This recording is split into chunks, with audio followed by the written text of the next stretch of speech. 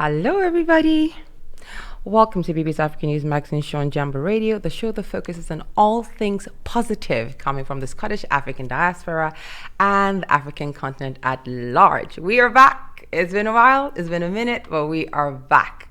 Okay, so today we have Baron in studio as the producer, and we cannot wait to work together. We have an amazing show planned for everybody, and we're going to be covering politics, news, African things, black things, African history, African spotlight, Scottish things. Is going to be amazing.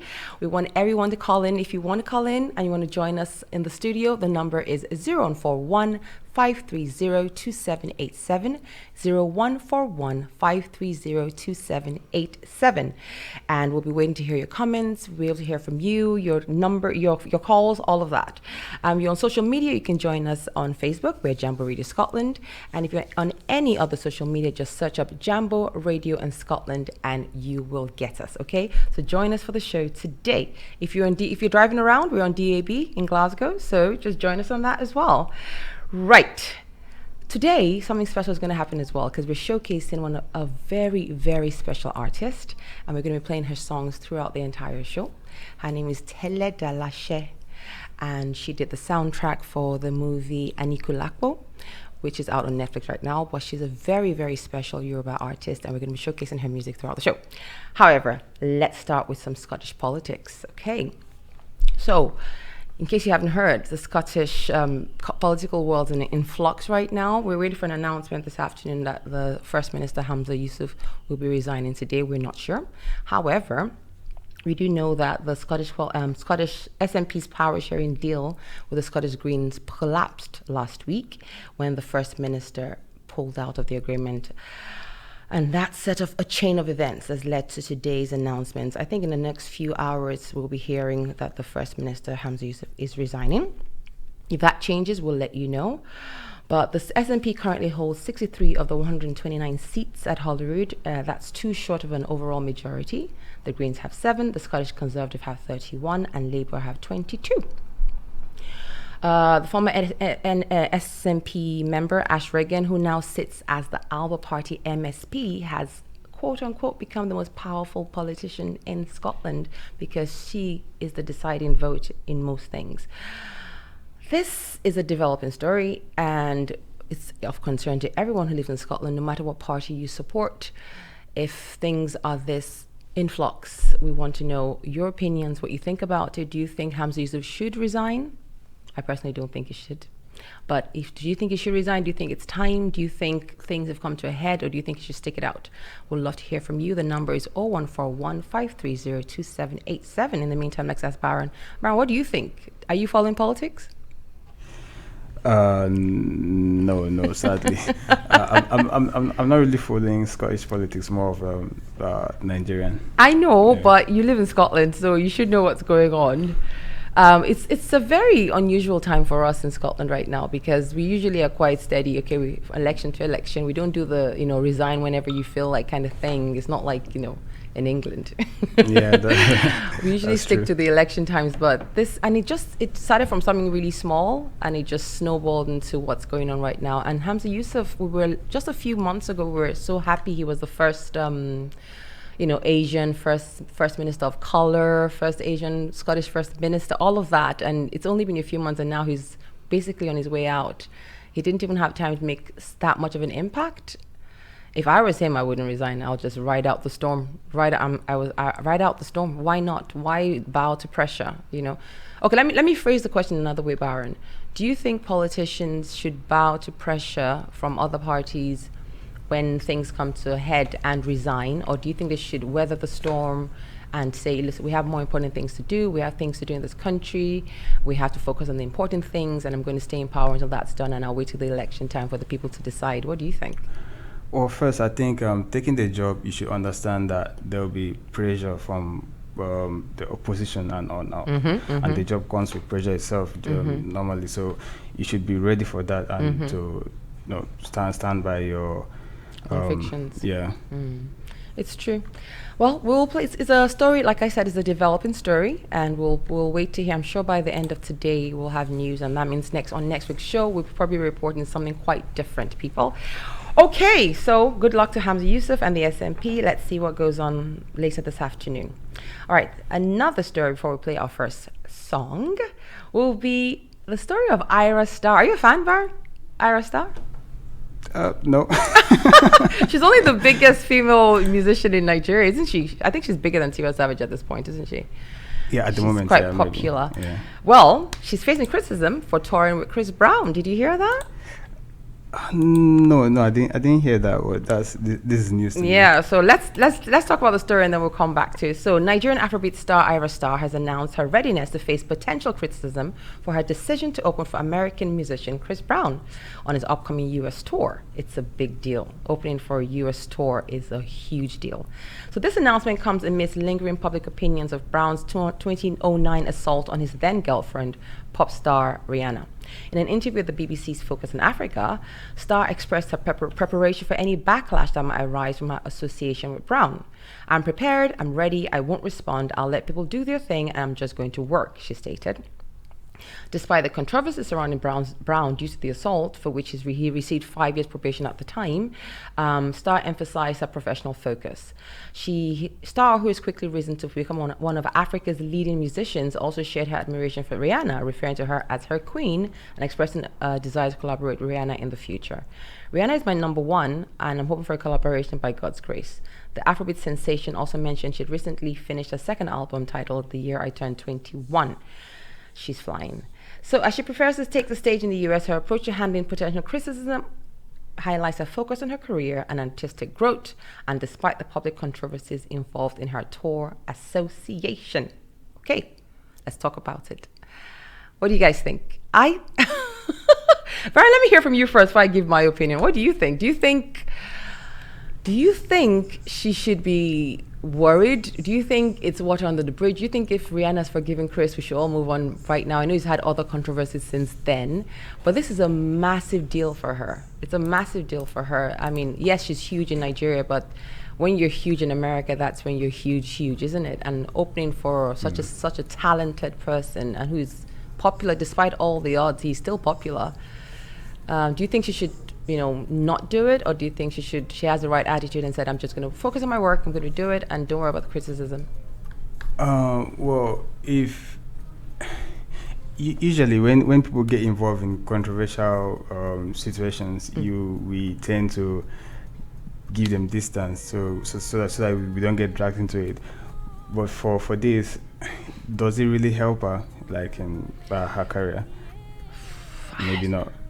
I think, first of all, if you're touring in the States, so you're going to be exposed to so many producers, people in the industry, which she probably is already exposed to because she's had quite a run in the last year or two. Yeah. But you're going to meet more people, more opportunities. You're going to learn the different venues, the different promoters. So when you're thinking about your own tour in the future, so she's opening now, she might be a headliner in the future, right, in the States. Yeah. So you get to know what venues or what the difference between a stadium, an arena, a club, all of that stuff. It's going to be a huge learning curve for her and a boost to her career. On the other hand, people are still very touchy. I mean, I think we in Africa have kind of made peace with Chris Brown. We kind of love him. I think we love him regardless. Yeah. I mean, the States is not that way. They're still, first of all, it's almost divided across racial lines. So all the white people, they don't like him at all. White Americans, they will never forgive him for the Rihanna thing. In the black community, I think is half and half. They have his diehards who just love him no matter what. Yeah. Then they have the people who acknowledge his talent.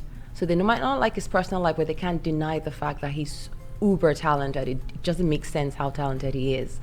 And then there's the faction that, no, they don't forgive him, they don't like him, they don't want anything to do with him. So it's very funny. So he's always going to be that controversial guy, and it's a shame because it overshadows his talent so much, and he's so talented. But maybe people going on tour with him and singing with him and releasing albums with him might be the way for him forward, because he's done a lot with African artists, hasn't he? Davido, Wizkid, all that. Yeah, he has all the collaborations as well. And again, I think there are like probably hundreds of artists in America that are popular as well. So she could have, out of hundreds, and so both male and female. She could have picked anyone, but why Chris Brown? Him? Interesting. That's an interesting take. I didn't think about that actually, because it's not about him choosing her. Yeah. It's about her choosing him, because this is her time. Yeah. It's true. Well, if you have anything to add to that, we would love to hear from you. The phones are not ringing. Where are the phones not ringing? Listen, call in. Let's hear what you have to say about that. Is she doing herself a disservice by joining Chris Brown on the tour? Is it going to be a learning curve? Is it a good thing for her career? Is it going to give her career a boost? And will she learn so much and be ready for when she headlines her own tour in America in a couple of years, perhaps? Let's hear from you. What do you think? Is it the poisoned apple, or is it a golden opportunity?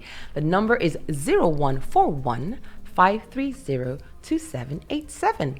0141 530 2787. And don't forget, if you can't call us or you're shy, you don't want your voice on air, you can always leave a comment on the Facebook page and we'll read out your comments and discuss it like you were here with us. Okay, it is time. Let's do it. So the first song today is called Eledumare. And in Yoruba, that means God Almighty, or Almighty, or the Heavenly One. It's a praise word for God. And it's by an incredible artist. Her name is Tele Dalashe. And this is Eledumare. Enjoy.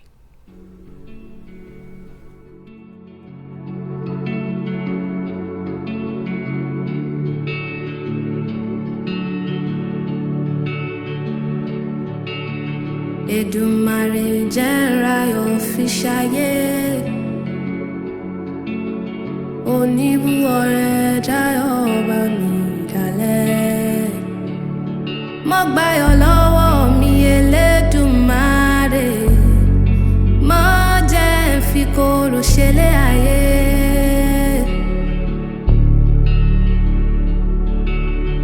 Mo gbáyọ̀ lọ́wọ́ mi Elédùà o, mo jẹ́ n fi korò ṣayé.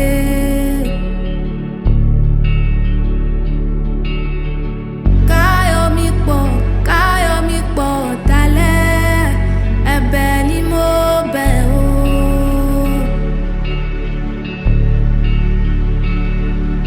Àní káyọ̀ mi pọ̀ dalẹ̀, ẹ̀bẹ̀ ni mo bẹ̀ o.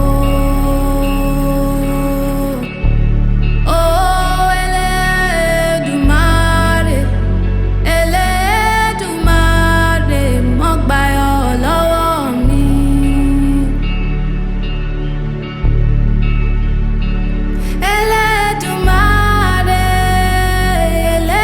Elédùmarè, mo mọ̀ ṣe gbọ́mọ lọ́wọ́ mi.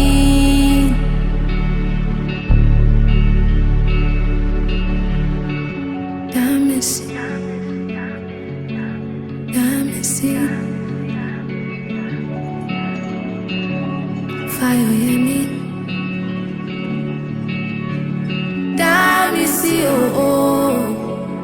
dámísí o, Fáyọ̀yẹmí,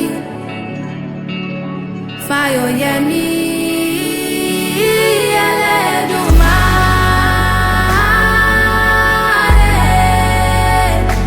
Elédùmarè o, Elédùmarè, mo gbọ́wọ́ lọ́wọ́ mi. Fáyọ̀kúnnù mi,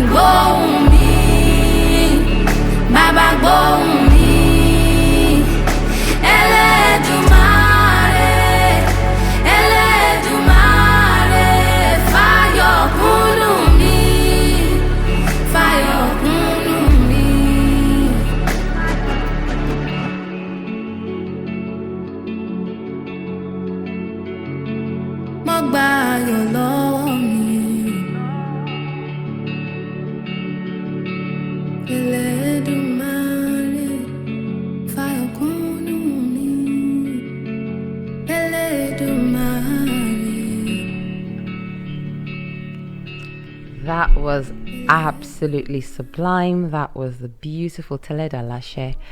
So we're moving on. Our next story is about South Africa. It's a big one because on Saturday, South Africa celebrated 30 years of democracy. Baron, you're too young for this. You don't remember 1994, do you? I was a baby then, so. I wasn't a baby.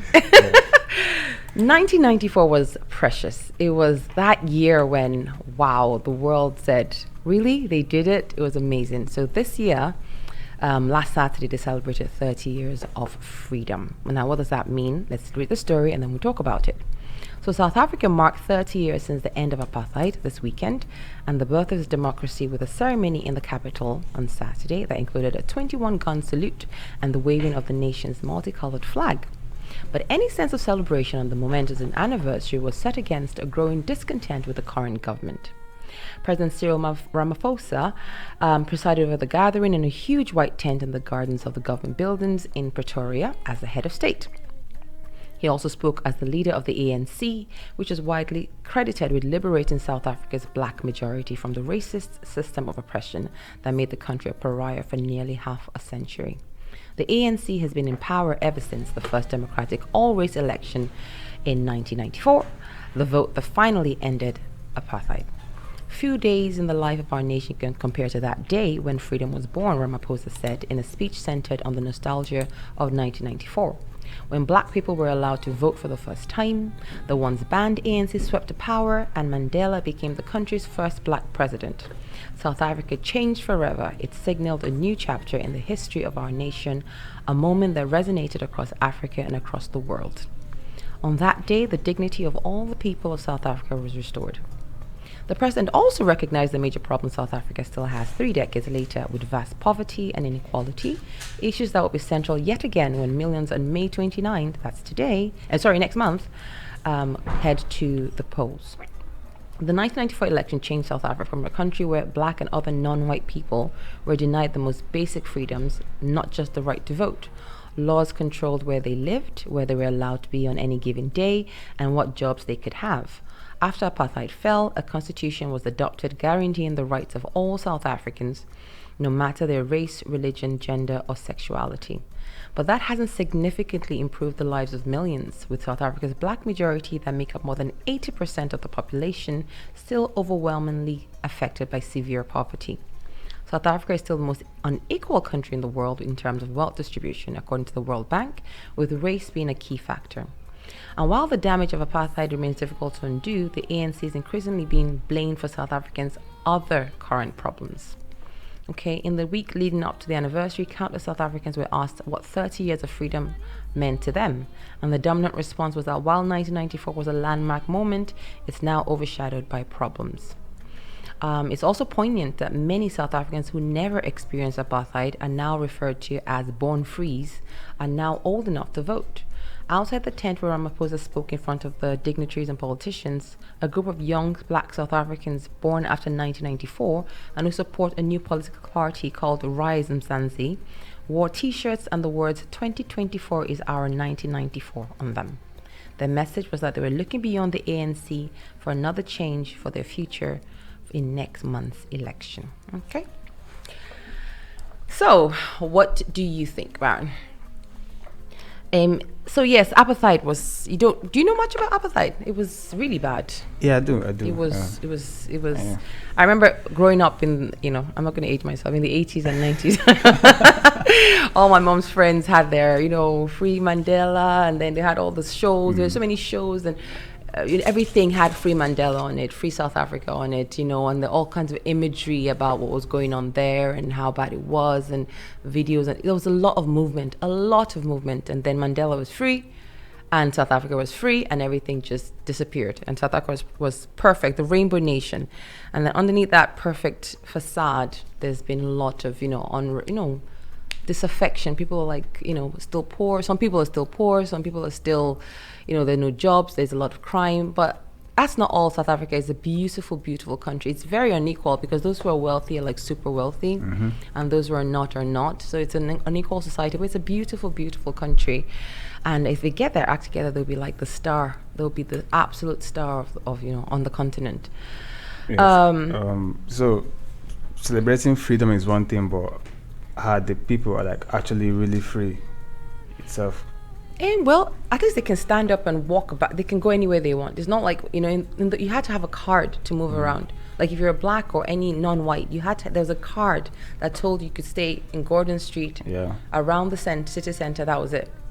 You couldn't, if you were found in, let's say, south of Glasgow, the police would ask you why, send you back, you get in trouble, you get killed. It was horrible. And then you couldn't get certain jobs, you couldn't do certain things, you couldn't marry each other. The different races couldn't marry each other.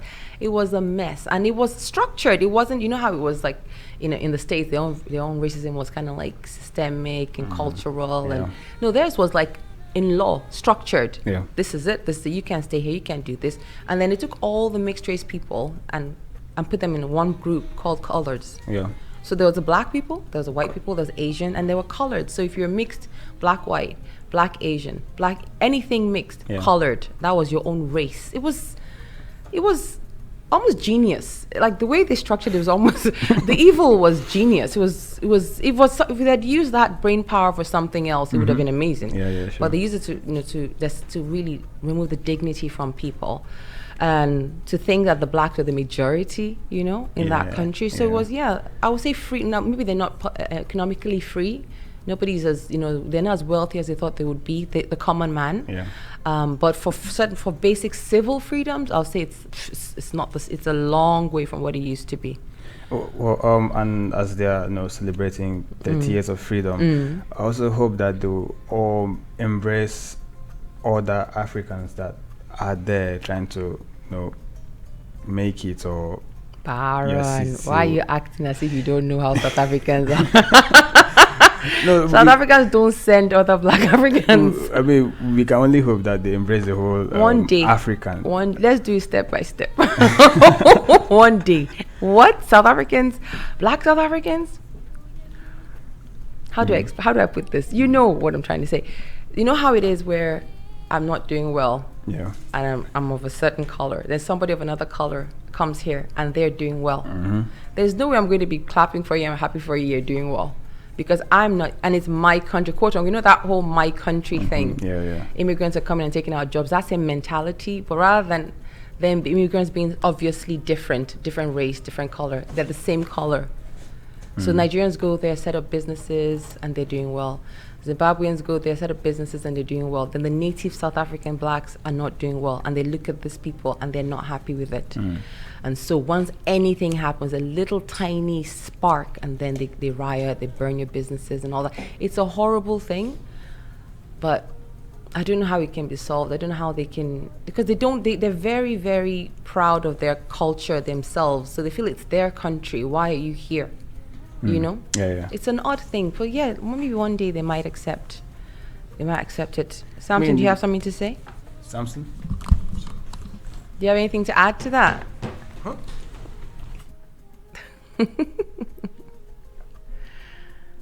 How much do you know about apartheid in South African history? Hello? Hi, I said how much do you know about apartheid in South African history? Nothing. Nothing? Nah. You're gonna have to fast track it. There's so much to learn. Put me up to speed. South Africa was you know what apartheid is? No. It was a system of government where they separated the races. So the whites were the ruling minority, and all the races were separate in the country. Oh, so is that like during like Nelson's time? Before Nelson, during Nelson, and when Nelson Mandela was freed, they came to an agreement, and then they got democracy in 1994. So their democracy is only 30 years old. Only 30 years old. They just celebrated their freedom on Saturday. They're only 30 years old in democracy, 1994. Oh, so I never knew that. There's a lot there. We'll talk about it later. Okay, so, and our last news story for the day is the US. The US is pulling out of Chad. Their troops out of Chad. So the US will withdraw some of its troops from Chad, the Pentagon has said, days after Washington agreed to move forces out of neighboring Niger. The US has approximately 100 troops stationed in Chad as part of its strategy to combat extremism in West Africa. US AFRICOM is currently planning to reposition some US military forces from Chad, a portion of which are already scheduled to depart, the Pentagon Press Secretary, Major General Pat Ryder, told the news conference last week.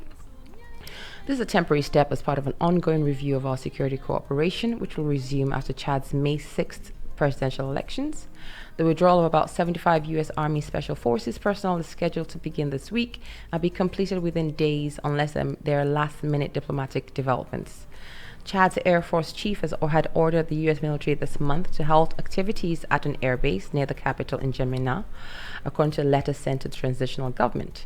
He said he had asked the U.S. military to provide documents justifying his presence at the airbase, but had not received any. The presence of American forces in Chad was initially motivated by a common commitment to the fight against terrorism, an objective shared between the two nations, a Chadian government spokesperson said. However, the Chadian General Staff had expressed concerns about this presence. In recognition of the concerns expressed, the U.S. government had decided to temporarily withdraw its forces from Chad. It's important to stress that this withdrawal does not in any way signal a break in cooperation between the two countries in the fight against terrorism, they reported. The U.S. will continue to explore other options on how we can ensure that we're able to continue to address potential terrorist threats in the wake of the withdrawal, Ryder said this week following the announcement of the U.S. pullout from Niger as well. General Mahamat Idris Deby seized the presidency of Chad in a 2021 coup after the death of his father, Idris Deby Itno, who had ruled the Sahel country with an iron fist for more than 3 decades. Okay, so we good? Are we happy that they're pulling out? They're saying it was their decision. However, there were a lot of protests from Chadian people saying the U.S. had no business being there. They wanted them out and all that. So do you think it's safe for them to pull out, seeing as Boko Haram is just like their next door neighbor down the road? Yeah, it's safe. It's safe, and again, you have to consider the people of Chad. If they don't want them there, so they have to go. They don't have to be there. And I think that's what real democracy is. That's basically the people talking to themselves. Yeah. So you can't force your another country inside another nation. And that's how it starts. That's how. Well, I mean, the U.S. has bases all over the world. Let's not even pretend they're everywhere. The thing is, if you're saying your is a cooperative agreement between the two countries, you have to share information as well. So if the government is saying we're asking for the information, you're not giving it to us, you just have a presence in our country, but we're not getting anything from you, that's not cool. That's not cool. So the people protesting and all that. So that's them out of Niger and them out of Chad under the guise of anti-terrorism, which could be anything. Which could be anything. Okay, so we're happy for them. Right, moving on. Our last news story for the day, and that is Rio Ferdinand. Rio Ferdinand has slammed the UK government for lack of action on racism. I never thought I'll hear this from Rio Ferdinand. I am shocked. So Rio Ferdinand says not enough is being done to end trolling on social media platforms, and they're failing to end racially motivated abuse. The former England captain says that he fears the storm of racial abuse on social media could cause players to worry more about the online impact of their mistakes rather than the game itself. He added that part of the problem is that people in power to enforce the change don't feel that discrimination and don't understand what it's like to be at the target of racist abuse. Marcus Rashford, Jadon Sancho, and Bukayo Saka all endured a barrage of abuse after the missed penalties in England's shootout defeat at London's Wembley Stadium a few years ago at the Euros. British police said the following month they had made 11 arrests in connections with an online abuse of the England players. Ferdinand was speaking out at an event called Revolutionary Social Media Platform, We Are 8. Together, they launched Blow the Whistle, a campaign to raise awareness about the continued prevalence of racial abuse in football and its profound impact on players, fans, communities, and the sport as a whole. It will empower the world to stand together in a safe social home and say no to racism.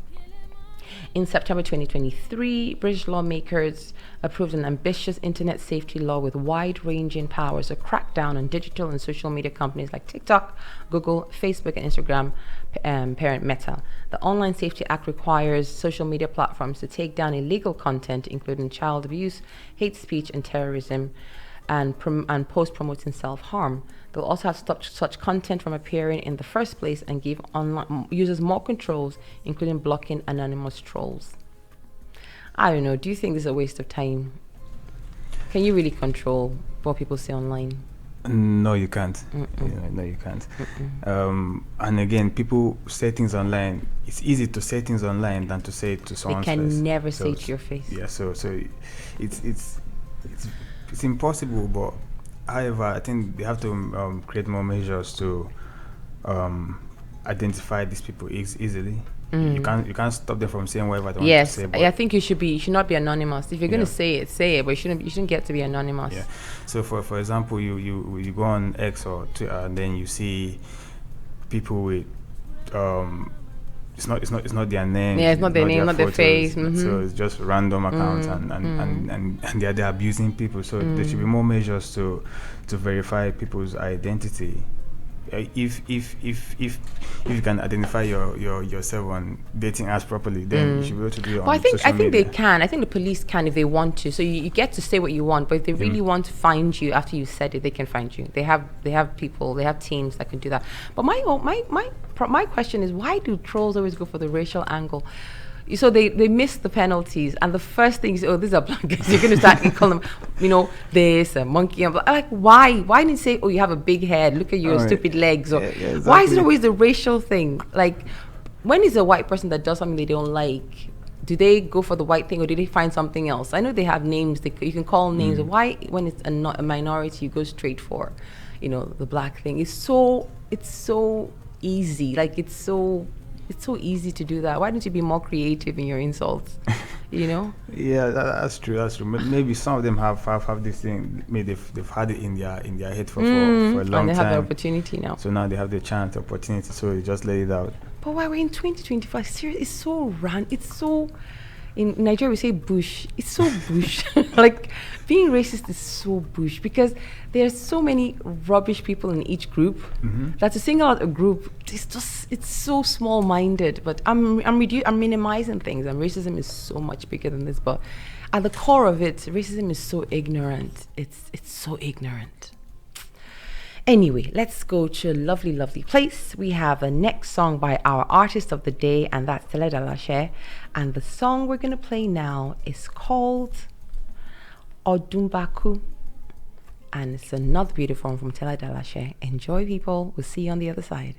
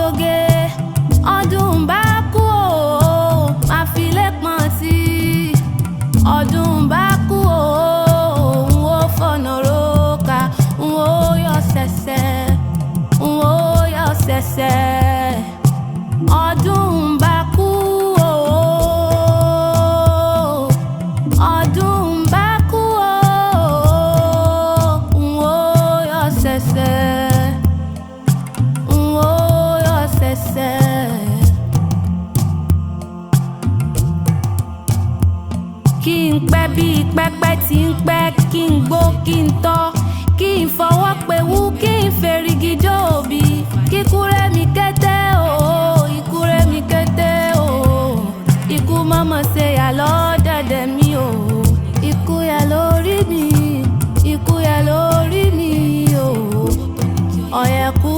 bá ọmúlẹ̀ mọ́mọ́ ṣe dà mí. Ó bá mọ́mọ́ ṣe dà mí. Ọdún bá kú o. Màá raṣọ, màá borí, màá rúbọ pẹ́. Ọdún bá kú o. Nwó mọ̀yọ́, nwó mọ̀mọ̀yọ́. Ikú rẹ̀ mi kété, ikú yẹ lórí mi. Ikú rẹ̀ mi kété, ikú yẹ lórí mi. Ọ̀yẹ̀kú bó bá ọmúlẹ̀ mọ́mọ́ ṣe dà mí o. Ikú yẹ lórí mi o. Ikú yẹ lórí mi. Ikú wọ́n pa o mọ́. Ikú yẹ lórí ìyàwó. Ọ̀yẹ̀kú mo bá ọmúlẹ̀ mọ́mọ́ ṣe dà mí. Inú bíbí ẹrú ní pẹ̀rú. Ẹ̀dọ̀ fùfù ìwọ̀fà ní pàwọ̀fà. Adíá fún ọ̀fúà nígbà tí ń bẹ. Okay, we are back. That was Orumbaku by Tele Dalashe. It's so easy to say Tele Dalashe. It's Tele Dalashe, and we're going to be playing her music the entire show. She's our artist of the day. However, now it's time to go into one of our favorite segments on the show, and that's the African travel segment. Every week, we're bringing you amazing places in Africa to go. Summer is coming. Have you made your summer plans? Have you made your travel plans? Where are you going? Have you chosen? Is it going to be usually Florida, Spain, France? Everybody goes to the same 7 places. Have you ever thought about going somewhere a bit different? All right, let's do this. So every week, we're going to bring in our travel segment and telling you why you should vacation on the continent. Right. So today's place of the day is Brian, can I get a drum roll?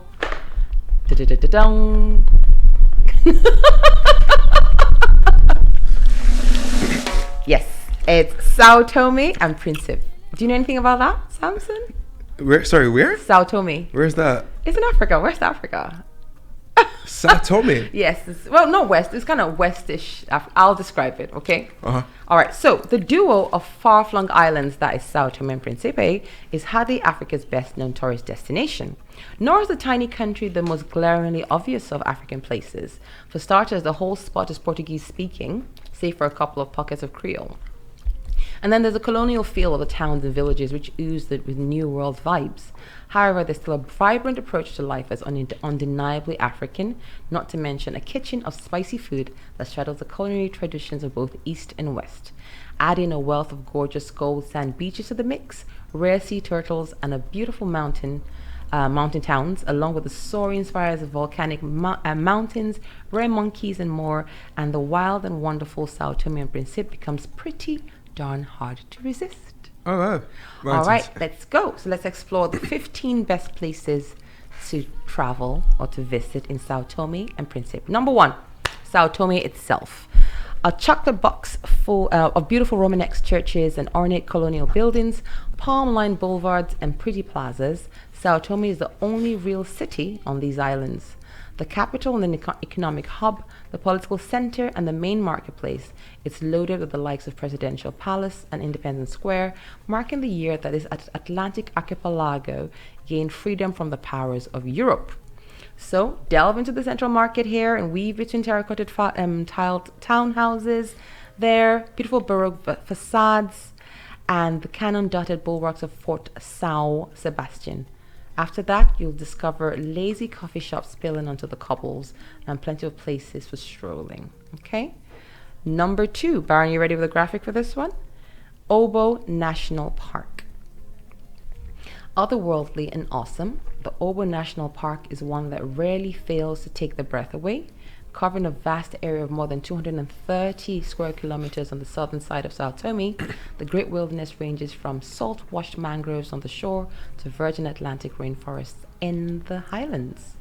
And what highlands they are, crowned by the mighty needle-like bluff of Pico Cao Grande, the park soars straight into the clouds. Safaris and treks here reveal beautiful tropical backcountry, along with grey parrots, Mona monkeys, and oodles of uber-rare birds. Number 3, Santo Antonio. The capital of little tiny Principe, the smaller half of the archipelago, is a pint-sized town on the north shore of the island and home to the bulk of its population. And that's only about 1,000 individuals, by the way. The widened channels of the Palhote River cut through the heart of the town, bisecting the seaside streets as they weave along the shore through palm groves and swamp flats. Meanwhile, the verdant volcanic hills of the island's most inland beckon on the horizon, and local fishermen bob in their boats by the riverine jetties. Sounds amazing. Number 4, place to visit in Sao Tome and Principe, Santana.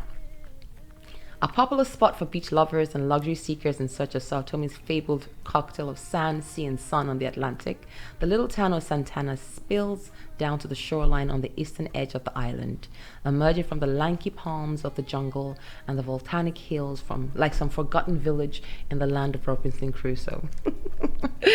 This is mainly known for the acclaimed Club Santana Resort, which offers bungalows and pretty cabanas just a stone throw away from the golden sands of the Santana beach. Number 5, Monte Cafe. You'll have to head deep into the volcanic mountain ranges that rise to the skies in the heart of Sao Tome to find the aged colonial factories and coffee-growing haciendas of Monte Cafe. As you might imagine, even the drive here is one for the travel journals. Sweeping vistas of primeval rainforest, endless valleys of misty woods, the occasional rusting hamlet of tin shack homes. Once there, you'll enjoy beautiful views of the palm-dotted highlands of the country, along with one acclaimed coffee museum. Okay. Number 6, Rolas Island.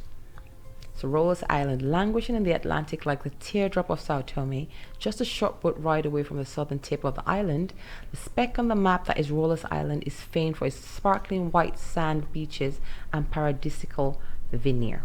The sands are invariably totally secluded, cascading down from the jungle-covered coast in a medley of boulder-spotted coves and long stretches of sun-splashed ivory hues.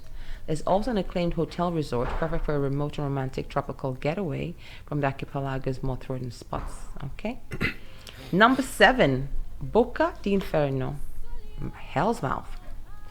The curious geological formations that poke out to meet the swells of the Atlantic on the eastern shore of Sao Tome find their zenith in this, with the strikingly named Boca di Inferno, that's Hell's Mouth in English. Visitors flock to this spot, just a short drive south of the island, to see the salty white caps crash against the shore, and the currents draw water into a subterranean cave, all before they shoot sky high like some marine geyser. It's really something to see. Number 8, Jail Beach. For people who flock to Sao Tome to see the rare phenomenon of turtles clambering over the beaches and laying their eggs, there's perhaps no better destination than the arc of golden sand that is Jail Beach. Curving its way around the bends of the southern coast, this bay is known as one of the top places to spot endangered sea turtles during the mating season. It's also popular with local swimmers. Number 9, Porto Alegre. So Porto Alegre is hardly anything like this Brazilian namesake.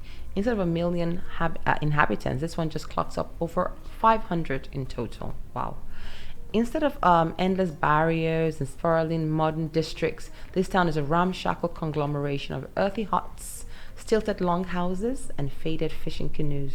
Still, it's got some real charm as one of the starting points in Sao Tome whale watching circuit. It's also a great place to launch further explorations along the pretty beaches of the shore. Okay. Number 10, Principe Ecological Zone. Doesn't sound very romantic, but it's cool.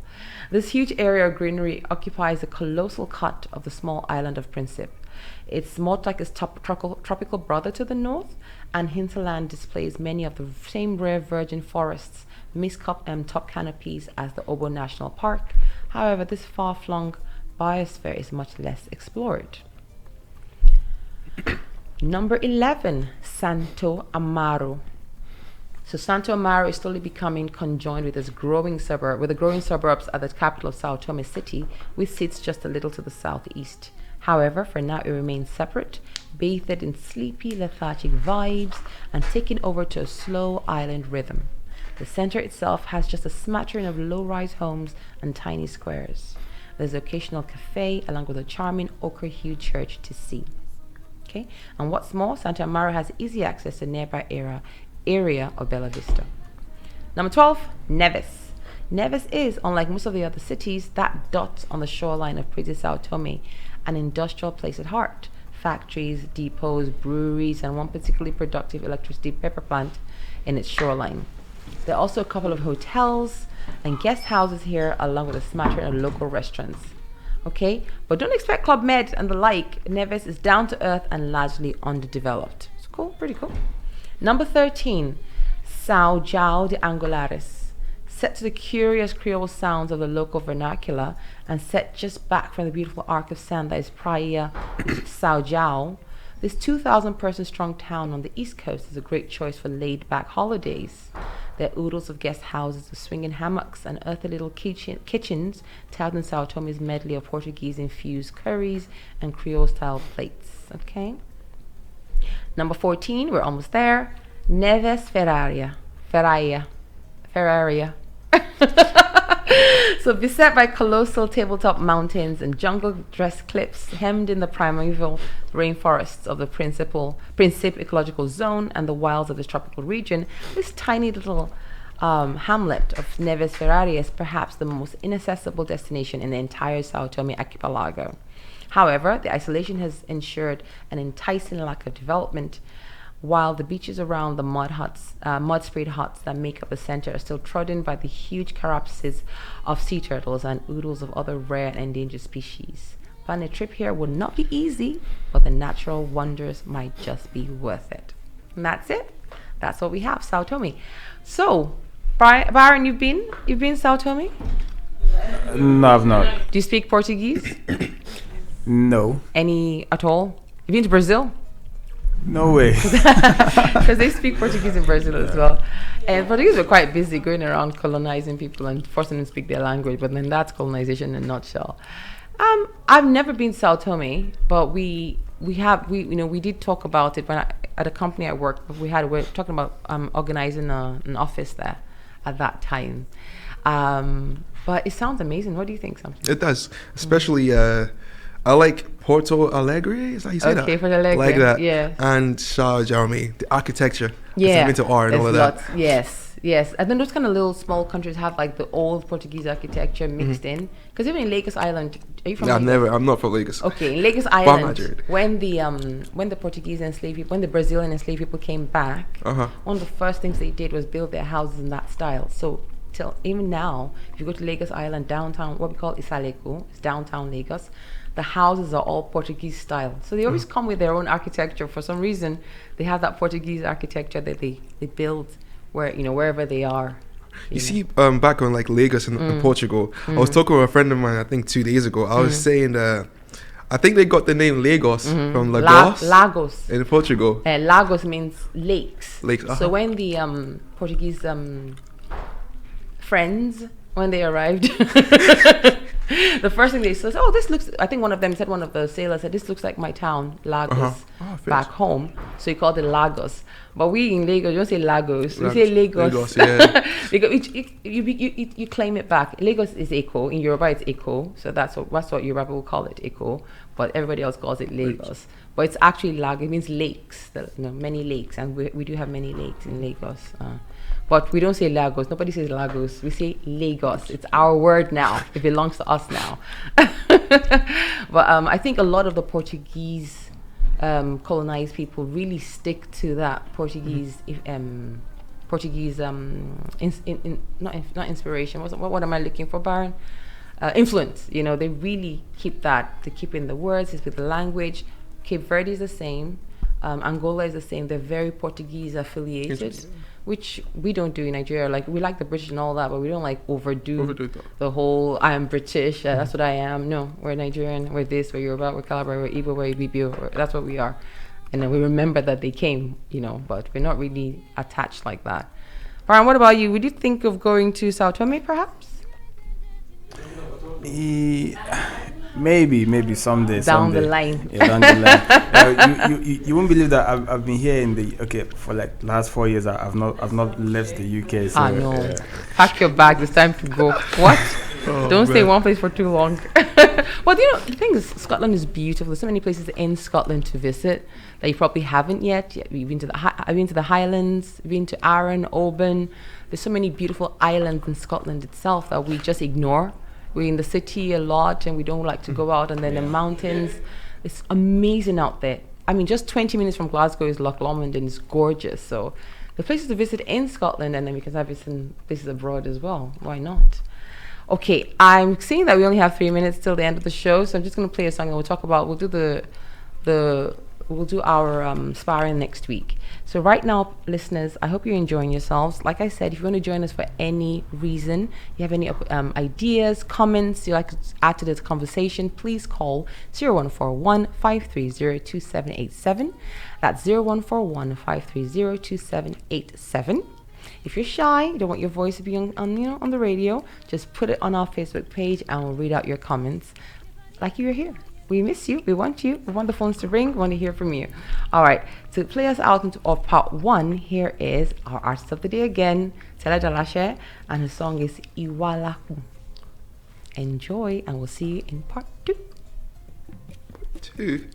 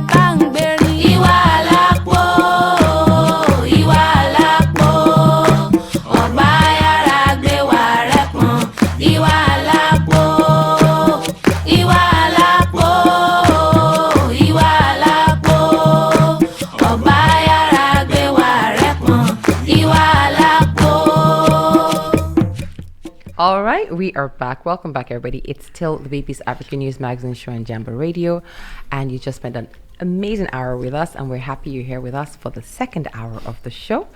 We talked about Scottish politics, the Greens, and SNP. What's going on is a developing story, and we'll have more for you next week on that. We've talked about the US and Chad. We talked about Rio Ferdinand fighting racism online, and we, of course, we had our amazing African travel segment. And now it's time for one of our favorite segments of the show, and that is African Spotlight. Can I get a drum roll, please, Baron? Faster. Right. Every week we focus on a good news story from the diaspora or from the continent on someone doing amazing things in the community.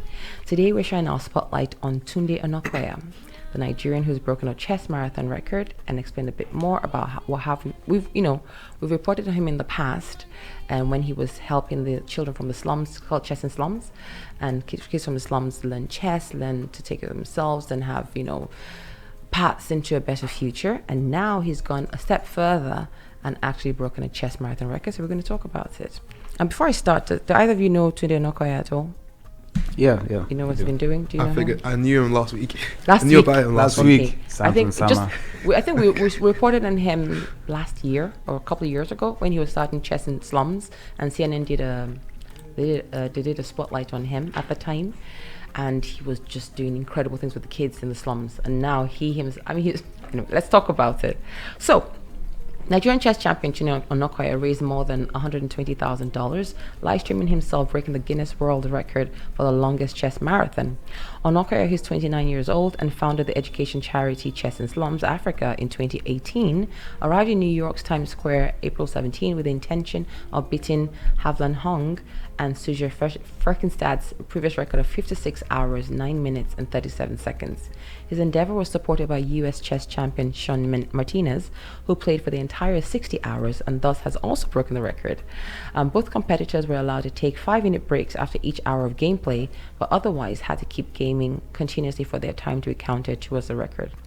The pair ended up pushing for 4 further hours after breaking the record, finally ending at 60 hours. "We're pushing to 60 hours, guys," Onokoya tweeted after he and Martinez had broken the record. "We're not stopping yet. Let's keep going. We have a fundraising goal to meet for the education of African children around the world. This is our why, the reason we're doing this." During the marathon, Onokoya's fundraiser brought in $126,000 for the Gift of Chess, a non-profit founded in New York. And the Gift of Chess got started distributing chess sets to kids in New York City, but now it's international and working with Onokoya to reach its goal of distributing 1 million chess sets globally by 2030. So far, it's given around 116,000 sets to kids in over 24 countries, including Nigeria, Kenya, Uganda, South Sudan, Ghana, and Somalia. Guinness has not yet commented on Onokoya and Martinez's record, but as the media points out, it can take time and weeks maybe for the organization to officially recognize the record, so that's not a problem. Beyond teaching kids to play chess, Tunde has inspired and empowered many children to become better versions of themselves. His efforts have also facilitated access to educational scholarships for children from poor backgrounds. He does advocacy and some public speaking on exploring creative methods in education, mental development, and social projects. And from these, he has earned international recognition, global features, and mentions in international outlets, showing how his work continues to transform the lives of many children. A firm believer in the African philosophy of Ubuntu, being self through other, all for one, one for all, it's not surprising that Tunde is investing so much in empowering less privileged children, ensuring they are supported to lead successful and impactful lives. Okay, so Tunde is on fire right now. I'm so happy for him. I remember when we did the spotlight on him a couple of years ago, I was so impressed, not just with the chess playing, but what he was doing in community, because there was this feature of him going to the slums. In Lagos, we have something called Makoko, and it's actually a slum on stilts. The houses are on stilts, the kids are in canoes. To go from house to house or to school, you go through the canoe. There's no land. They're literally on the water and stilts. It's like they're the poorest of the poor in Lagos. And that's a city that is rich, vibrant. The people on the other side of the island living amazing lives, going to amazing schools and spoiled and all concerts. You know how Lagos is full of life and wealth. And in that same city, there are kids who have nothing. And he was focusing on those kids because he came from very humble beginnings as well. So he took them under his wing. He sponsored so many. He's got sponsorships from different companies and businesses, parastatals, to sponsor these children. And there were a couple of them who were magic, pure magic. They were like naturally gifted at chess. Not just, he was teaching, the ones who were teaching and they were getting it, but there were a couple who were like actual, good at it from the start. Geniuses, yes. And he really pushed those ones. And if you see where they live, you wouldn't believe it. And he would take them out, and then he extended that and went to, under the bridge we have kids who live, street kids, teenagers, youngsters who live, no father, no mother. They live under the bridge, live on the streets, and he went and focused on those ones as well. Some of them are selling, some of them are like into dodgy situations because of their situations, and he was focusing on them. When they got sick, he would send them, he would fundraise on Twitter. Let's say somebody needed surgery, he would fundraise to give them surgery. He would buy clothes, like when they're going for their chess competitions or their, outings, he would make sure they're all in clothes. This guy's, he's 20 something years old and he's doing all of this. And the more he did, the more grace came to him because people would hear about it, to contribute, and he would always be very transparent from what I know with the money and what he was doing and all of that. So he's kind of carried this mantle on himself, so young, and I'm just hoping he continues with this because now that he's so exposed as this guy who's not just a chess player but helps kids from less privileged backgrounds and teenagers and people who are, he cannot quit this. He cannot quit it. This is him. He's forever known as this. So it's super interesting where he is and how sustainable. I hope he sustains it forever. He's had a lot of accolades now. So he's been made on return from New York, he's been made the Ogun State Sports Ambassador. The government made him that last week. Someone donated a house to his parents. Someone bought a house for his parents last week. And so on and so forth. There's so much grace coming to him because he's giving out so much. His story is just unbelievable. And he's very young, he's very handsome. He could have been running away or doing this, and he decided to dedicate his life to this. It's incredible. I don't know. What do you think, Baron?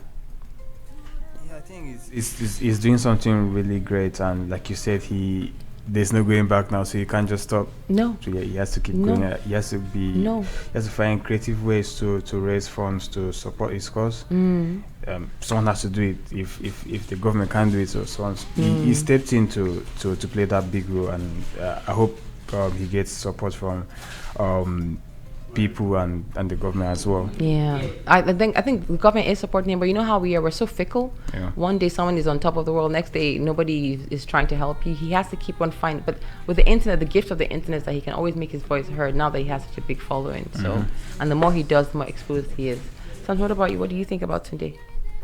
Byron said it all really, because it says in the Bible, givers never lack. So if you're giving, you'll never lack. Because now he does it. Is at a point where he doesn't have to reach out to people. They come to him and say, how could I help you with stuff like that. So. Yeah, but it's on a big thing. What's surprising me is it's on such a big scale now. It was like local level, help me here. Now it's like international organizations and CNN and this person and that person contributing in dollars. Like, and people, and rich Nigerians as well are also contributing. People around Africa. Like, if he wanted to be a bad guy and really be, what's the word when you steal money? What's that word, Baron? Looter. Not loot. Why are my words failing me today? When you extort. Extort. Not extort. It's not extort I'm looking for. But let's use extort anyway. Yeah. You know what? Extort means forcing someone to give you money. Embezzle.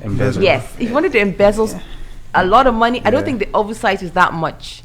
The amount of money that's passing through his hands, I don't think the oversight is that much that he'll be caught if he takes a little at a time for himself. I'm sure it will just fly under, but I don't think he's doing that. I think he's actually using all those gifts for the kids. Yeah.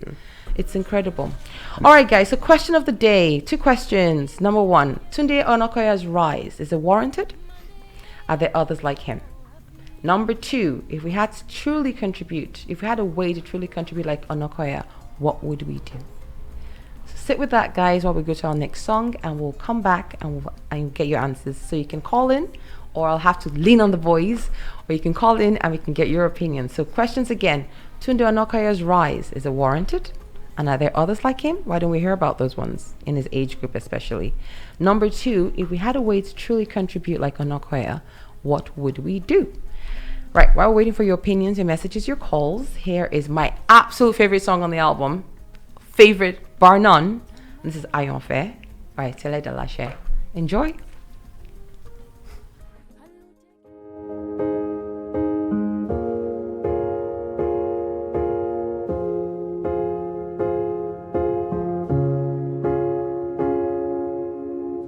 Money fair any total. Mukura.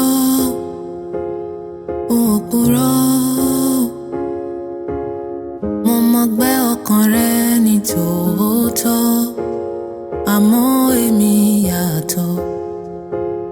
N ò purọ́, n ò gbé ọ̀rìn dò, ẹsẹ̀ rẹ ò ní kàn mí.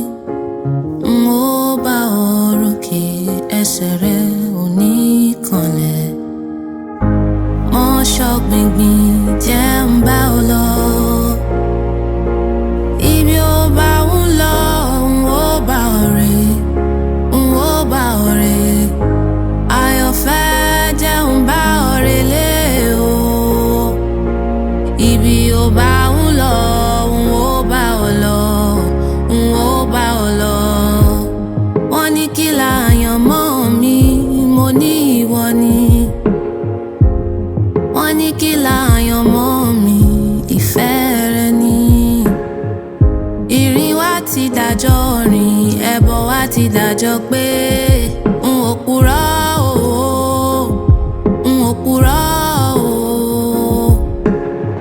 n ò gbé ọ̀rìn dò ẹsẹ̀ rẹ̀ ò ní kàn mí n ò bá òrókè ẹsẹ̀ rẹ̀ ò ní kànlẹ̀ àyànfẹ́ jẹun bá ọ délé ibi ó bá ń lọ ibi ó bá ń lọ àyànfẹ́ jẹun bá ọ délé ibi ó bá ń lọ n ó bá ọ lọ ìlà ló mórí kì í là ògiri ló mórí kì í ọbẹ̀ o. Àyànfẹ́ dákun dábọ̀ ṣe tèmi ibi ó bá ń lọ o. Àyànfẹ́, àyànfẹ́ mi.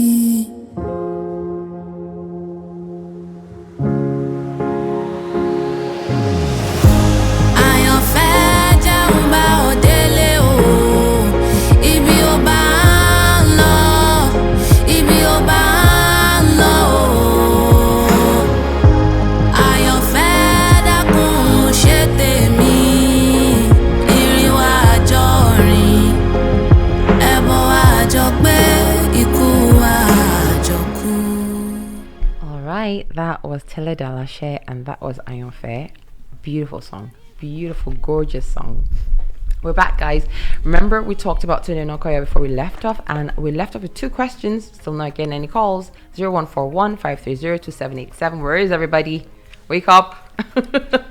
0141 530 2787. And the questions were Tunde Okoya's rise, is it warranted? And are there others like him in his age group doing similar things? Why don't we hear about them? And number two, if we all had a way to truly contribute like Okoya, what would we do? Samson, what would you do?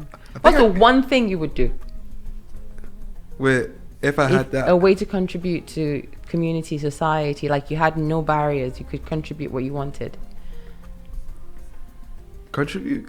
Yeah, as in, what's your passion project? What do you like? Like he loved chess, and he saw a need, Oh. so he taught kids in chess, kids in the slums chess. Okay, I'll like teach them entertainment and stuff, like how to like working in like a media based area is on art as well, because I love art and poetry. I write a lot, so if there's people like kids that like art or like music or entertainment or actors as well, because those are something I'm passionate about. Okay. Like it build up like a school or training class Okay. that I could take on a daily basis. So what's stopping you? Nothing actually. Nothing. I think Baron's sweating over there because I'm about to ask him. Baron, what would you do? Okay, so I'm a lover of sports. I love sports.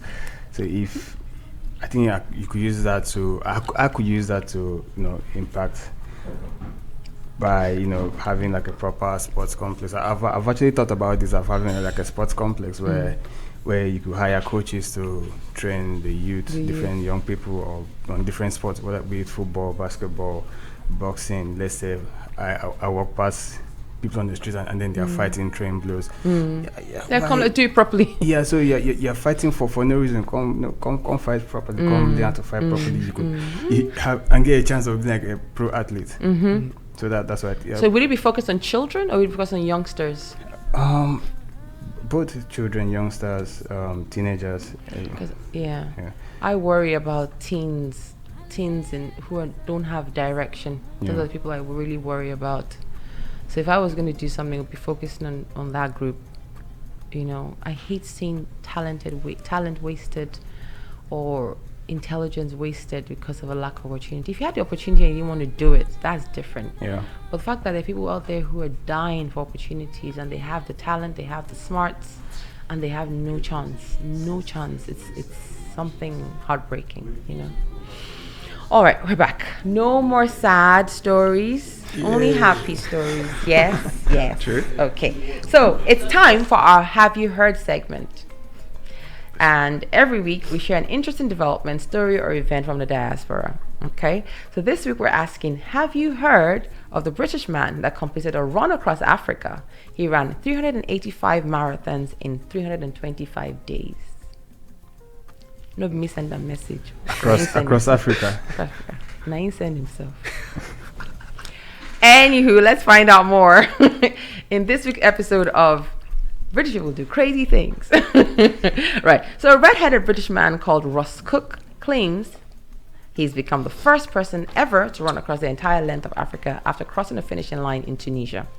The feat was immense, filled with danger, and when the self-styled hardest geezer arrived at the shores of the Mediterranean, he had run just over 385 marathons in 352 days, a total of 10,000 miles.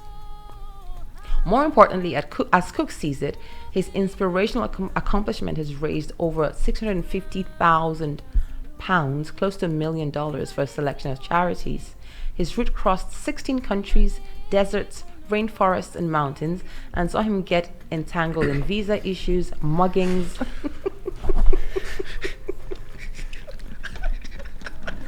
Sorry. Just imagine running across Lagos. This is not professional, guys. Visa issues, muggings, sandstorms, injuries, sickness, and snowstorms. Right? It started in South Africa's remote southern town of Langualis and landed him on a Tunisian beach. So down south he started and finished at the top north with a strawberry daiquiri in his hand. How cool. It's reported that his route started in South Africa and was followed by Namibia, Angola, Democratic Republic, DRC, Republic of Congo, Cameroon, Nigeria, Benin, Togo, Ghana, Ivory Coast, Guinea, Senegal, Mauritania, Algeria, and Tunisia. His first 60 marathons went off without a hitch when he started in April 2023, but it was in Angola that he and his team were robbed at gunpoint with money, passports, and phones all stolen. Aww. The next major setback occurred in Cameroon, where he was constantly battling food poisoning. After crossing Nigeria to Benin, no wahala crossing Nigeria, he felt like a shell of himself. By that point, he had run something like 210 marathons. Reaching the very unique country of Mauritania on day 267, people were endlessly stopping on the road to offer water and supplies, but then unable to transit into the vast Algerian Sahara because of visa difficulties. He needed the help of the British government to intervene on his behalf.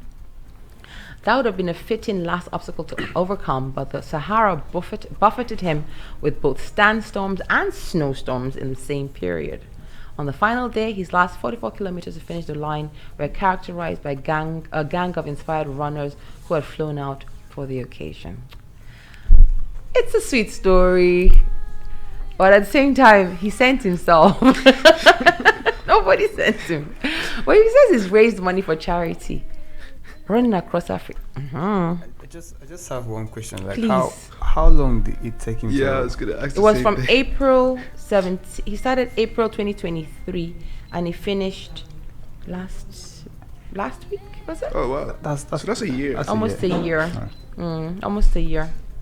So yeah. The effort. Angolan people don't they don't fail you, do they? Nah, those ones don't care. No. So it was fine. South Africa, yay. Namibia, yay. Everything's lovely. Angola, collected all his money, passports, yeah. But things then these people are never really in danger, because if the British government know what you're doing, you're never really actually in danger, are you? If they really try you, then they arrive. It's like Ross Kemp when he goes on those. Have you ever watched Ross Kemp's documentaries? Hardest places on earth. He goes where gangs are and trafficking and this and that, and he just goes and he films. He sleeps there. And nothing ever happens to Ross Kemp because where is like the cameras? The cameras are there. And I'm sure there's hella security there. Serious? Of course there is. But he's in these hard places and nothing ever happens to him. I always wonder, how come he hasn't disappeared by now, Anyway, coming back to Ross Cook. Well, okay, Ross. Happy for you. Baron, do you run? Yes, I do. Oh, okay. Have you run marathons? Any marathon at all? No. Do you plan to incorporate that in the future, like the New York Marathon, the London Marathon? Maybe if I don't feel. I mean, now I'm already feeling old. Yeah. Have you seen people who run marathons? None of them are spring chickens. Don't worry about it. I know, but my knees are not what it used to be 5 years ago. So Running across Africa, can you do that? Me? Yeah. Nah. You started from the southern tip to the up to Tunisia, and then the beach. Would that be in the You could see the Mediterranean Sea. You see, for like that guy, was there like breaks? Of course, he's not running like for a year full on. Or you mean like breaks as in Like just stop, days. like a day. Of course, you sleep at night. Okay. You eat. Okay, fair And then you enough. continue, but you're in that mental zone. But then you stop for the night. You take a nap. You wake up and then all that. You continue. You eat and then just keep going. He was sick as well on the way. Well, it's an experience he'll never forget ever. yeah. Yeah, they stole his stuff, so They stole his stuff in Angola. he won't forget that. You don't forget that. He won't And forget that. see, Nigeria crossed from Nigeria to Benin Republic. No wahala. See, you Yeah, see. exactly. So I was even thinking maybe He was mugged in Lagos. He was exactly. fine in Nigeria. You see, we're not what everybody says we are. We are. All right. So our next song, before we go to my favorite segment of the show, is Ajay, by Tella Delashe. We're going to come back and do our history segment. You know how much we love our history segment on the show. Right. So this is Ajay by Tella Delashe. Enjoy, guys. Ìgbà mo bẹ láàrin ọ̀tá, lájẹ́ wá mi rè o. Mo ṣẹ́gun ọ̀tún, mo ṣẹ́gun òsì. Ajé, ajé o, ajé olókun.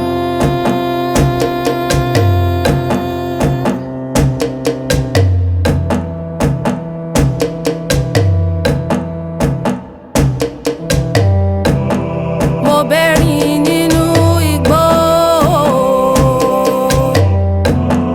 mo bá ẹ̀fọn lọ́dàn o,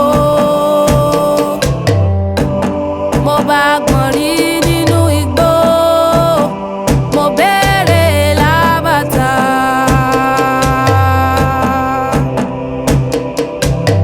Mo pàdé níbi gbogbo, mo má jèrè lé, mo dá lájé, mo dá lájé, mo wá ń kọrin. Ajé, ajé olókun. Ajé,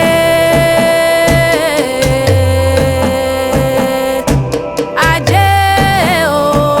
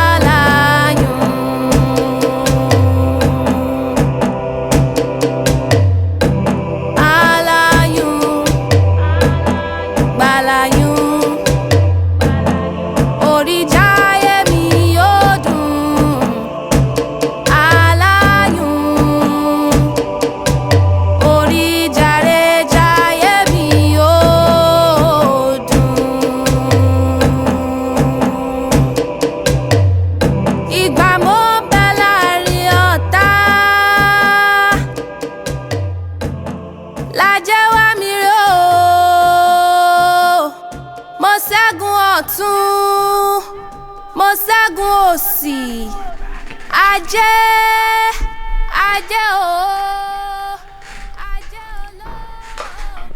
All right, that was Ajay. That was by the sublime singer Tele Dalashe, and we have been showcasing her the entire show, and we'll continue showcasing her in the future. Right. Welcome back to Baby's African News Magazine show on Jambo Radio. We have been live today, and we'll make a few announcements before we move on to our next segment. So today is the I Am Black conference, and that's taking place here in Glasgow today, the 29th of April, from 9 o'clock. It's been on from 9 o'clock this morning. We're ending at about 4:15 this afternoon. There are so many employers there, 30 employers, 20 plus speakers, 500 delegates, and it's been sold out completely. So we'll be reporting back on what went down at the conference in the weeks to come. But it's a groundbreaking conference that it's focused on unleashing the power of black talent and employer brands. The conference is meant to bring together employer brands and black talent from across multiple industries, and the audience include black students, professionals, and business owners. And yeah, entire 500 seats were completely sold out in no time at all. So if you want to keep up with that, we will keep up with it with it for you, and we'll let you know how the outcome of the conference and how it went on. But very glad to be supporting the I Am Black conference. Right, moving on. Remember, guys, you can call us anytime you want on 0141 530 2787. That's 0141 530 2787. Right, now time for our next segment.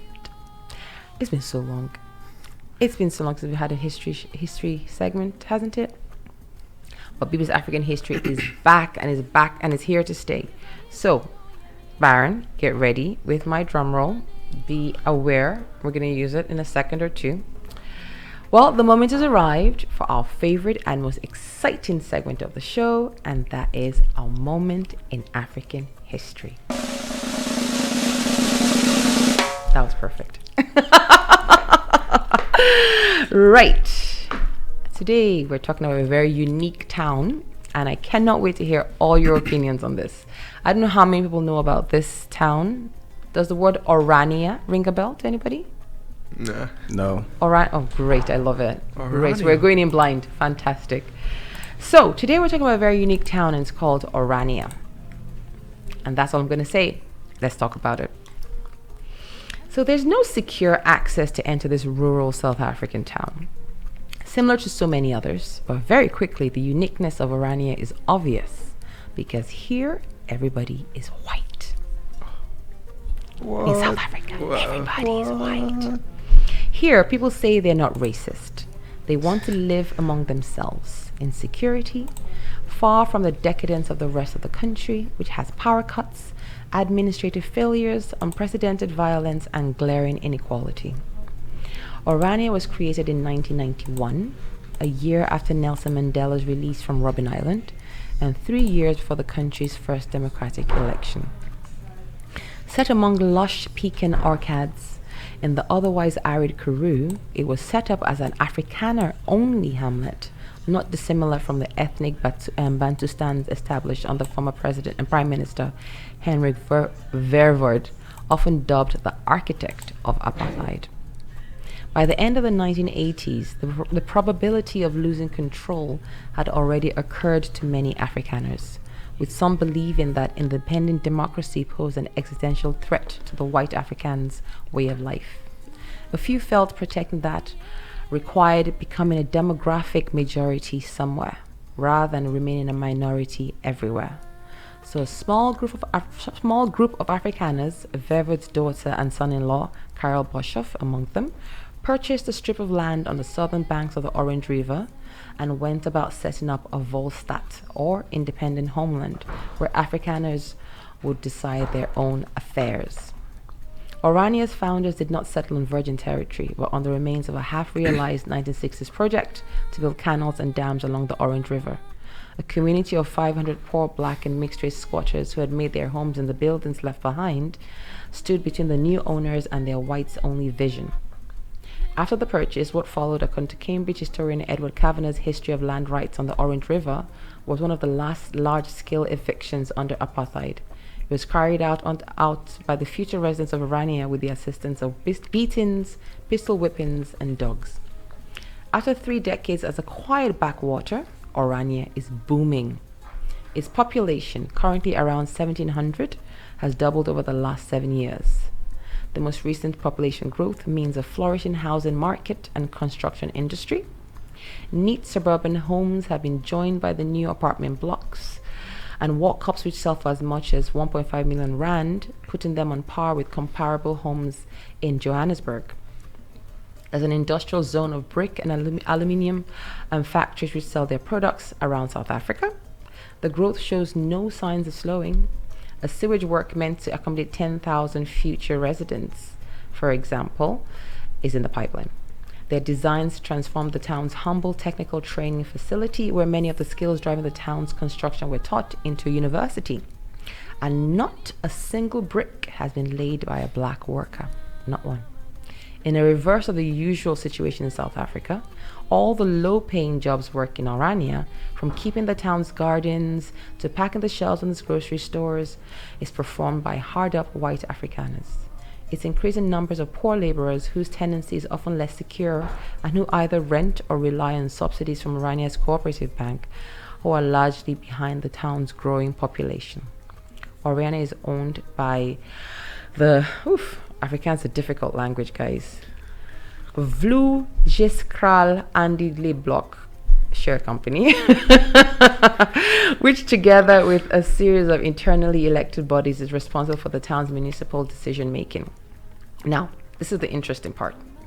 People who want to live in Orania buy shares in, Vloeiskral Block instead of freehold. The screening of prospective shareholders allows for tight control, so buyers undergo extensive vetting, central to which is their fidelity to the Afrikaans language and culture, a commitment to employing only white Afrikaners, and a string of conservative Christian undertakings. Unmarried couples, for example, cannot live together. So the town exists as a mercy of the South African Constitution. In the early 2000s, a planned remapping of boundaries that would have brought Orania under the control of a democratically elected municipality appeared to spell the end for the town, but the town successfully appealed to the High Court using constitutional rights of the country's minority cultural groups. That's an interesting point we'll talk about soon. A quarter of a century after the end of apartheid, black people are restricted to using the filling station on the edge of Orania. That's it. On a daily basis, its inhabitants live in a parallel reality where black South Africans do not exist,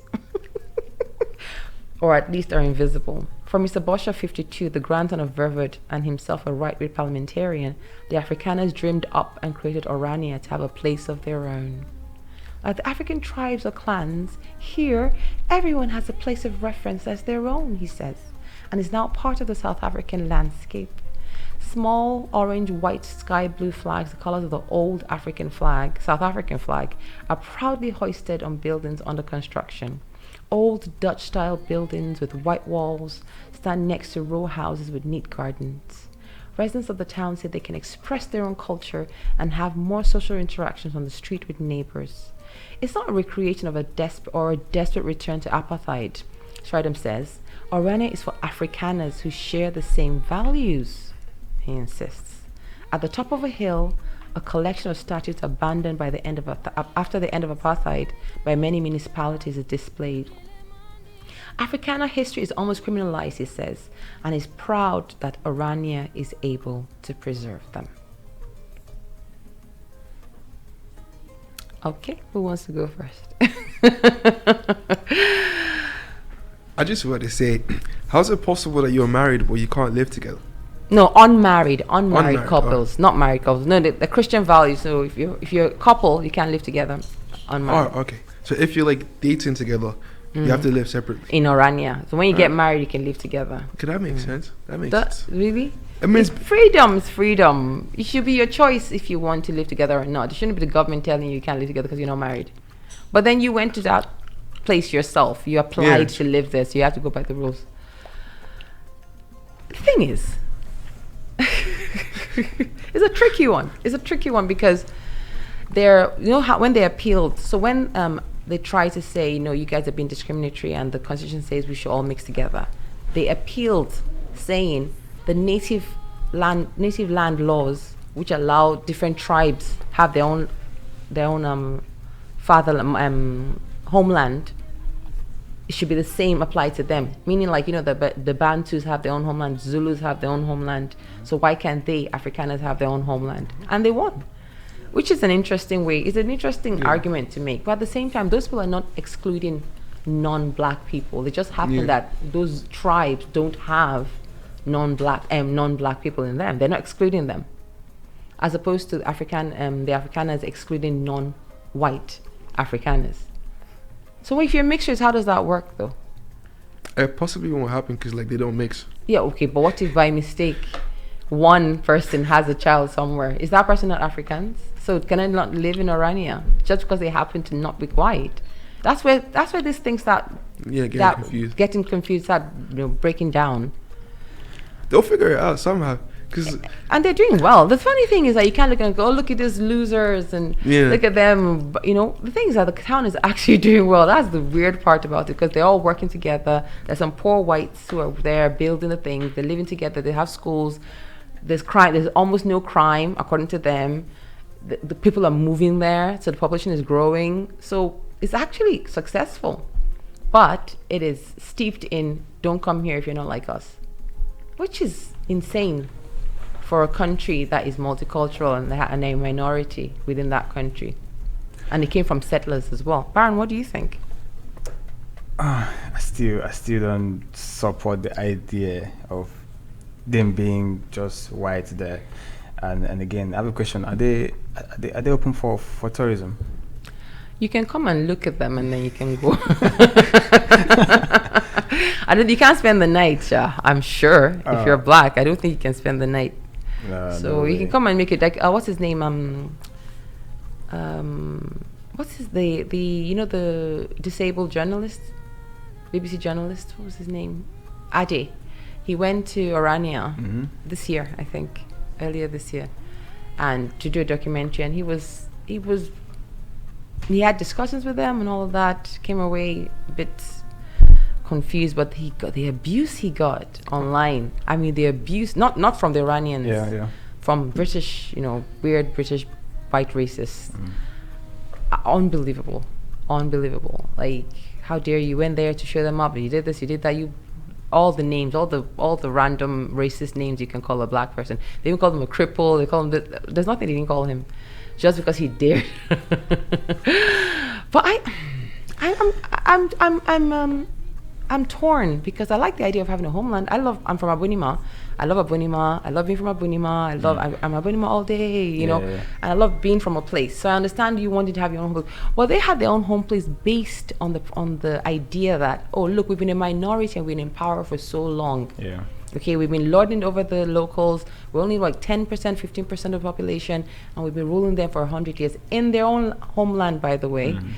And now, Nelson is going to be free soon, which means if Nelson gets free, that means democracy might come. That means we won't be a powerful minority, we'll just be a minority. Let's go find our own place and keep our own values. It's such a disingenuous reason to get a homeland. Like, we've been a minority everywhere, we've been in power, and now we're not going to be in power anymore, so let's go get our own place and keep everybody out.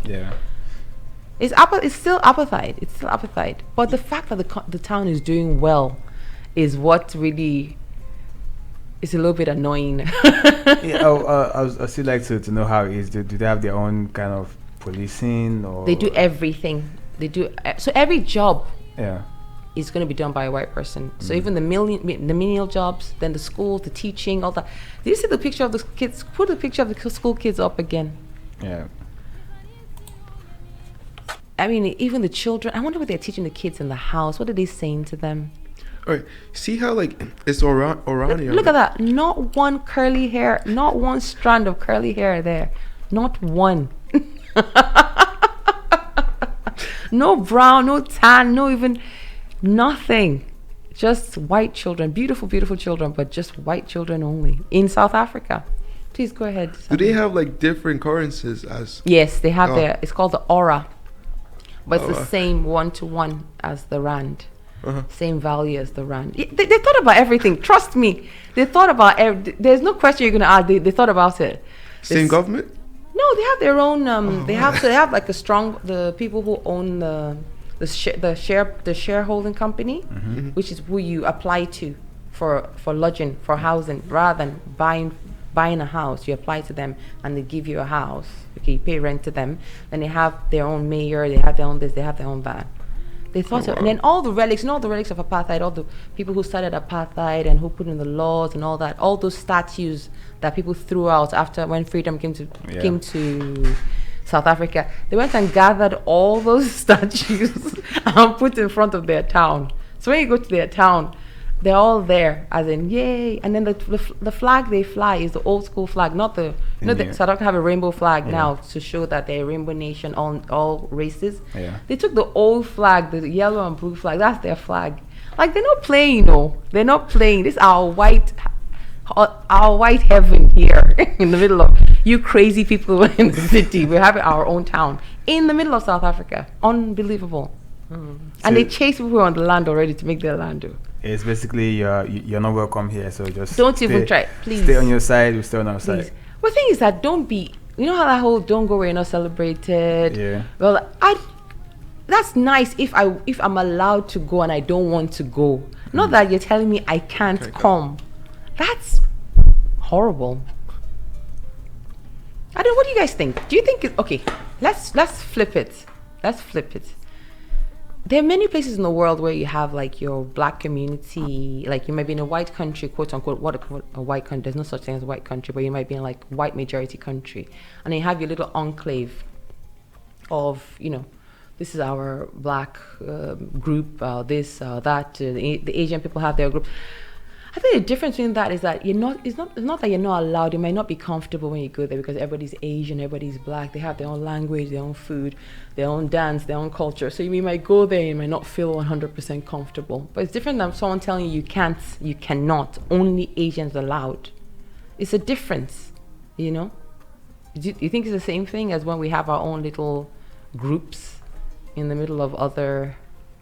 Like, see, for like groups, let's say if you go to like a place and there's like a certain group of black people, you feel more invited there because like there's more black people more than there's a couple of white people. It's like, can I go there? Can I fit in? But I feel like with that it's like a whole different thing because they're literally telling you you're not welcome. Yeah, and to get residents there to join, to live there, you have to tell them you know how to speak Afrikaans. That beautiful language, that very interesting language. You have to speak Afrikaans. You have to be a Christian, conservative. You have to say, the Afrikaans culture, whatever that means. And that's the same Afrikaans they try to force the black population to learn in school. Imagine learning English, maths, chemistry in a language that is not native to you. They try to force them to use that language in school. And it wasn't working. They were failing. And they were saying, the blacks are stupid. The blacks don't know, are not intelligent in school and all that. Because they're forcing them to learn their lessons in Afrikaans. And they sound crazy. They sounded crazy. And it was very hard. That's why they had the Soweto riots, Yeah. Because the kids were like, we can't do this. When we speak either Zulu, Xhosa, they have 6 different languages that they speak in South Africa. Teach us in those languages or teach us in English. Why are you forcing us to learn Afrikaans, That's a whole thing. It's the audacity for me. It's the audacity. It's the fact that they came from Dutchland, forced themselves, took over, made the native people into subhumans, and then 100 years later, you're upset that they're going to have freedom, so you go and make your own small village. You know what I mean? Like, how dare you? Go back to Holland if you don't like it. I don't even have any villages left in Holland. Nobody knows them in Holland. They're African. Nobody knows them. Yeah, they're basically African. They're African, but they want to live among them. Listen, do what you have like to do. The name Orania. It's still like a meaning to it. I think it came from the Orange River, so I think it's like Orania. I think that's etymology. Anyway, let's leave our friends in Orania to enjoy their lives. No problem. If the South African government likes it, we love it, right? They think they've tried so many times to talk sense into them, but they're like, no, this is our thing. And other white people across the world are like, go around here, go. Look, no crime, no this, no that. You see what happens when white people, it makes so many, like the funny Americans and it makes them happy when they see Irania. They're like, yes, look at that. Look at the cities in America with all the crime and all the drugs. Yeah, this is the clean, good white people. Nice white people. So now they have a reason to blame others for yes. crime. Wait, you see, they don't let black people come into Orania, right? But could they like go out to like South Africa and just chill? Yeah, of course they can. You You see, that's where things start getting messy, right? That's why racism is so weird. It gets getting messy like that. But to be fair, they have their homeland and there's no crime there. Maybe they're onto something. Because crime in Johannesburg is mental. So maybe, Are we sure there's no crime? That's what they say. It's very, very. Yeah, because everything is so structured. Or maybe they're hiding statistics, Yeah, it's possible. But it cannot be the same as the city, that kind of like setup they have. Yeah. And they vet you before you come. So, it's just what's in the mind of like young, like a couple, young couple, 20-something, trying to see your life and you want to go to Orania to live. What were you raised on? Or the kids in school, as they're growing up, what are they thinking? Because South Africa is so big, it's so grand, there's so many things to see, and you don't want any of that? You just want to stay in Orania? Or did they go out and then come back to Orania to live? At this point, it's more like a tradition that we're here. There's nothing better outside of this. I think that's how they were raised, and just keep going on from there. Because just staying separately, why are you isolating yourself from like other people? No, they created a homeland. Don't. They created a homeland. Created a homeland. All right. Yeah. Okay. We thank them. Right. Right. Before we we have time for one song before we go into the quiz I have for you guys. We have No. Yes. No. No time. No time. Okay, so we're going to do our week quiz, and then we're going to do our African proverb of the day, and then we're going to close with Baron's choice. Because Baron's going to choose the song this time around. Hope you have a good song for us. All my songs have been super slow all show, so maybe you have something a bit more upbeat to finish with. I don't know. Yeah, have something that's African enough. I hope so. Okay, so African proverbs of the week. The only one I have this week is from Uganda, and it is: the bird that pecks at a rock trusts in the strength of its beak. The bird that pecks at a rock trusts in the strength of its beak. Samson, do you have any explanations for that? I'll give that to Baron. Let Baron. Baron's an Akwa Ibom. Are you Akwa Ibom or Cross River, Baron? I'm Akwa Ibom. Akwa Ibom. He's an Akwa Ibom man, so you have native sense. Yeah, tell us. Okay, so basically, anyone who undertakes a difficult task must trust his or her ability. You got it. That's exactly what it is. That's right. You have to trust your abilities, otherwise you're doomed to fail. Yeah, I like how we don't like to say things straightforward in Africa. Nice. Right. Quiz of the day. Both of us. Each. Name 5 African capitals. Each. So country and capital. And not the usual ones. I don't want to hear Kenya. I don't want to hear South Africa, Nigeria, or Ghana. Out of the question. So, starting with you, Baron, because I can see something sweating. Why was me? Okay. Where did I start from? Super easy, super duper easy. So the thing is, when you're in the sport. All right, okay, I'll throw out the country. You throw out the capital. Oh, yeah, that's all right, Egypt, Cairo, Algeria. Pass. Super easy. Okay, Tunisia. Tunis. Yes. Cameroon. Douala. Yes. And finally, the last one. Let me make it easy for you. Namibia.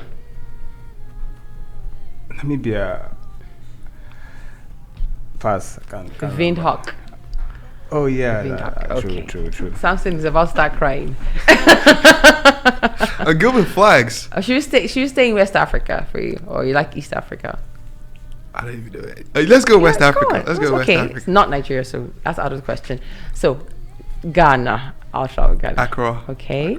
Benin Republic. Is it not Benin? No. Is it? Oh, no, I don't know. Continue. Continue. Oh, Okay. Togo. pass. Lomé. Lomé. Oh, South Africa. West Africa are like, Nigerians don't know anything about us. All right, that's 3. 4, Gambia. Pass. Is it Gambia? No. The capital of the Gambia. That'll be your challenge for next week. Capital of Gambia.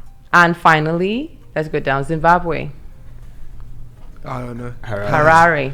Harare. Yes.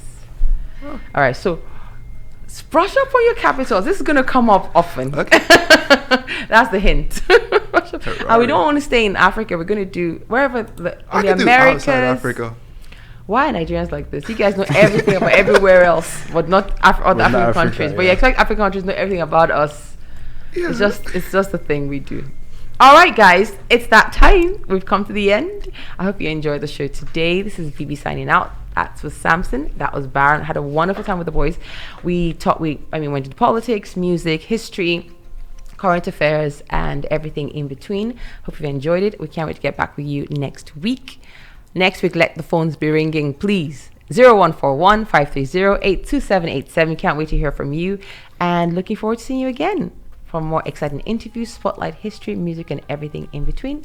Until then, stay proudly African. And here's Baron's Choice playing us out.